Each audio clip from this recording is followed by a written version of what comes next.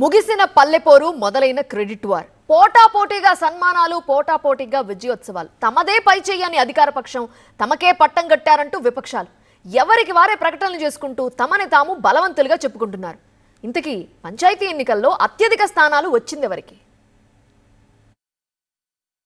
తెలంగాణలో ఏ నియోజకవర్గానికి వెళ్లినా ఒకటే సందడి. పంచాయతీ ఎన్నికల్లో గెలిచిన సర్పంచ్లను సన్మానించే పనిలో బిజీగా ఉన్నాయి తెలంగాణలోనే రాజకీయ పార్టీలు. ఆ సర్పంచ్ మావాడంటూ ఎవరికి వాళ్లే ప్రచారం చేసుకోవడమే కాకుండా ఆఫీసులకు పిలిచి మరీ సన్మానిస్తున్నారు 3 పార్టీల నేతలు. 66% సర్పంచ్లు గెలిచామని ప్రకటించుకున్న కాంగ్రెస్ వారిని సత్కరించే కార్యక్రమాలను చేపట్టింది. రాష్ట్ర స్థాయిలోనూ నిర్వహించేందుకు కాంగ్రెస్ ఏర్పాట్లు చేస్తుంది. మరోవైపు జిల్లాల వారీగా సర్పంచ్లను సత్కరిస్తున్నారు బీఆర్ఎస్ వర్కింగ్ ప్రెసిడెంట్ కేటీఆర్. పల్లెపోరులో గెలిచిన బీఆర్ఎస్ మద్దతుదారులంతా ధైర్యంగా ఉండాలంటూ భరోసా ఇచ్చే ప్రయత్నం చేస్తున్నారు. కేసీఆర్ కాలు బయట పెట్టకుండానే 33% పంచాయతీలు గెలిచాం, బీఆర్ఎస్ ఈ స్థాయిలో గెలుస్తుందని రేవంత్ ఊహించి ఉండరన్నారు కేటీఆర్. కేసీఆర్ గారు కాలు బయటకు పెట్టకుండానే, కేసీఆర్ గారు కనీసం నోరు విప్పకుండానే మరి 12,000 సర్పంచులుంటే 32-33% మొత్తం రాష్ట్రంలో బీఆర్ఎస్ కొట్టింది అంటే ఆ దెబ్బకు మరి ఆయన వెనుకకు పోయినట్టే కనబడతా ఉన్నది. 66% గ్రామాల్లో గెలిచామంటున్న రేవంత్ పార్టీ ఫిరాయించిన 10 మందితో రాజీనామా చేయించి ఎన్నికలకు వచ్చే దమ్ముందా అని సవాలు చేశారు కేటీఆర్. నీకు నిజంగానే 66% మాట గెలిచిన మాట నిజమే అయితే ముఖ్యమంత్రి గారు దమ్ముంటే ఆ 10 మందితో రాజీనామా పెట్టి ప్రజాక్షేత్రంలోకి రా. తెలంగాణ ప్రజలు చెప్తారు ఎవరు దిక్కున్నారో.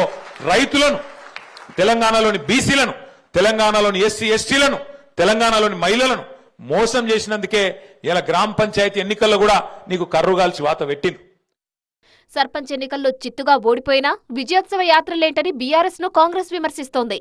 సీఎంను విమర్శిస్తే ఊరుకునేది లేదని ఆ పార్టీ నేతలు హెచ్చరిస్తున్నారు. ముఖ్యంగా మా ఆలేరులో 193 స్థానాలకు కాంగ్రెస్ పార్టీ 120 పైన స్థానాలు గెలుచుకుంటే ఆలేరులో దౌర్జన్యంగా గెలిచిరు.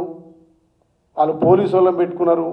అరే మీరు కదా పోలీసు వాళ్ళని వాడుకుంది, ఫోన్ ట్యాపింగ్ చేసి ప్రజాస్వామ్యాన్ని కూని చేసి గెలిచిన సర్పంచ్లను మీ పార్టీలో చేసుకొని సర్పంచ్లకు నిధులు ఇవ్వకపోతే కదా సర్పంచులు ఆత్మహత్య చేసుకున్నారు. ఇక బీజేపీ సైతం సంబరాలు చేసుకుంటోంది. అర్బన్ పార్టీ ముద్ర చెరిపేసుకుని గ్రామస్థాయిలో సత్తా చాటామన్నారు తెలంగాణ బీజేపీ అధ్యక్షుడు రామచంద్రరావు. తెలంగాణలో కాంగ్రెస్ కు ప్రత్యామ్నాయం బీజేపీనే అని ధీమా వ్యక్తం చేశారు. ఈ రాష్ట్రంలో గతంలో రూలింగ్ పార్టీ బీఆర్ఎస్, వాళ్ళప్పుడు 8,000 మంది వాళ్ళ సర్పంచ్లు ఉండే. ఈరోజు వాళ్ళు 2,000కి దిగిపోయారు. బీజేపీకి అప్పుడు 150 ఉండే. ఇప్పుడు మేము దాదాపు 1000 దాకా వచ్చినాం. దాదాపు 1000 దాకా గెలిచినటువంటి సర్పంచ్ మామూలు మాట కాదు మాకు. ఎందుకంటే గతంలో అర్బన్ పార్టీగా పేరుండే, కానీ ఇప్పుడు రూరల్గా కూడా మేము ఎంటర్ అయినాం. అది ఇక్కడ మార్పు. మొత్తంగా ఎవరికి వారే విజయోత్సవాలు చేసుకుంటున్నారు.